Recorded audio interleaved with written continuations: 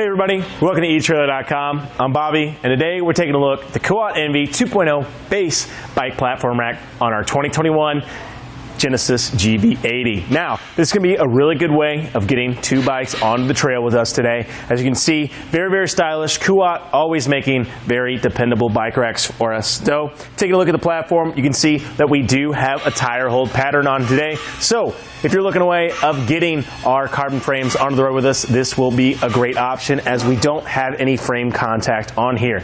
While we are going to be able to get these lightweight carbon frames up on here, don't let that fool you. We do have a 60-pound weight capacity rating per bike on this bad boy. So if you're looking away getting those e-bikes and those heavier bikes on the trail with you, this is also going to be a great option. It's also a very versatile bike rack because we're not having to go into any frames. We do have the tire holds. We won't be having any trouble fitting those women's bikes, the step-through bikes, and those kiddo bikes. Those frames can kind of get a little weird. So with no frame contact, we're going to get a lot of versatility. Not only with that though, we do have a lot of features to make it versatile other than just the tire holds. Taking a look at the platform, you can see we do have a nice matte finish here. And you can see too that this cradle actually is adjustable. So that's where we're getting a lot of versatility, a lot of different lengths on our wheel sets here.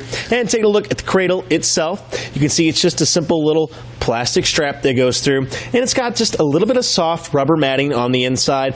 I really like that because once we start going around our wheel frame, we're not going to have any trouble actually damaging that inner rim. So great that the little plastic's there and that soft rubber underneath to hold it in. At the very end too, we do have an integrated cable lock, and what's great about this is that it's not in the center. I don't have to worry about it going through, hitching to the back post or anything, and it's on each one of our platforms. So we do get two cable locks, one for each of our bikes, making it very easy to actually secure our bikes to our platform rack, which always gives us a lot of peace of mind as we're going down the road. Now, while also fitting a lot of our bikes on here too, you can see with this ratcheting arm system, going to be doing a good job of getting around our tires in a multitude of different ways. So this ratcheting arm system works very easily. As you can see, it's just simply going to go down, hold onto our wheel like so, and won't be popping out at all, utilizing its ratchet system. This lever button, very easy to use, as you can see. Getting that set to the side and just taking a look at the wheel holder here, you can see we do have an inner standard groove here for those standard tires, a little bit longer for the mountain tires, and even some of those fat tire bikes. The only issue I would be seeing with this guy is that strap length. I do believe Kuat offers a extender for those fat tire bikes, so be sure to get a fat tire bike extender if you are looking to get some of those wider on here. I think it's only about 3 inches on its wide width as well to actually fit those tires, so keep that in mind. With this versatility as well though, we are getting a lot of maneuverability with the rack as well. The Genesis does have a lot of spacious cargo area in the back, and we definitely want to be able to access that. And that's where Kuat really starts to shine. As you can see, this little lever here, we just want to pull that down. It's going to begin our tilt away feature, and especially when you start getting heavier bikes, that might be a little heavier to do, so make sure that we are supporting ourselves quite nicely and just getting a good stable platform. And then all we have to do, walk up, hit this button like so, and just like that, our hatch is open. Now I can get in here and bring those coolers along. Maybe I got some helmets, whatever I might need in here. Maybe I can bring some groceries. And as you can see, I'm just walking through. I have a lot of space in the back. Very, very nice to be able to actually access this. We have the cargo space, and we definitely want to be utilizing it. So great that it's actually there for us. And again, to walk this up, all we have to do is simply support our mast, walking it back into place, and it's going to just snap right there. I love that there's no pins and clips I have to worry about, no holes I have to line about, spending a lot less time actually on the bottom here, moving in the inner assembly, makes it very easy to just walk it up, very hands-free. So let's go ahead and take the bike rack off, see how easy that is to do. And looking to the back, as we mentioned before, we just have this ratchet strap here, pushing that lever like so, walking it out just like that, getting that strap set to the side. Make sure we're getting a hand on our bike. We don't want that tilting into our vehicle, doing any damage, nor onto ourselves, especially as we get heavier and heavier bikes up on here. Pushing this button in, it's going to release that arm, sliding it up out of the way and off to the side, so that our bike is now free. Again, as you can see, I'm getting pretty close here too. Those heavier bikes, it's gonna be nice. I can actually get in here, get a nice stable platform, and lift this up and out of the way. The carbon frame is very, very lightweight, extremely easy to remove. Great that we can actually get those up on here.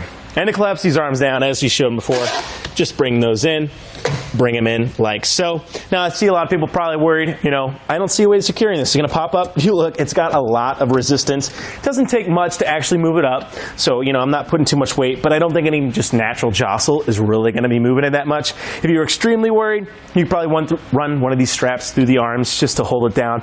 But again, I don't think we're gonna have any issues. Now, with any hitch mounted accessory, we are gonna add a little bit of length to our vehicle, so it's important to keep in mind. Let's go ahead and take a quick look at how much we are getting. From the rear of our bumper here to the very end, looks to be at 29 inches exactly. So definitely nothing too crazy. Gonna be saving a lot of room there. You know, it's definitely, let me go ahead and just double check me there, make sure I wasn't a little cattywampus. No, yeah, at 29 inches, that's awesome. That's actually pretty below most of the other platform racks I've seen. So definitely nothing too long. However, maybe we do want to get that into the garage. Maybe we need to get a little bit maneuverability when we're trying to park this thing.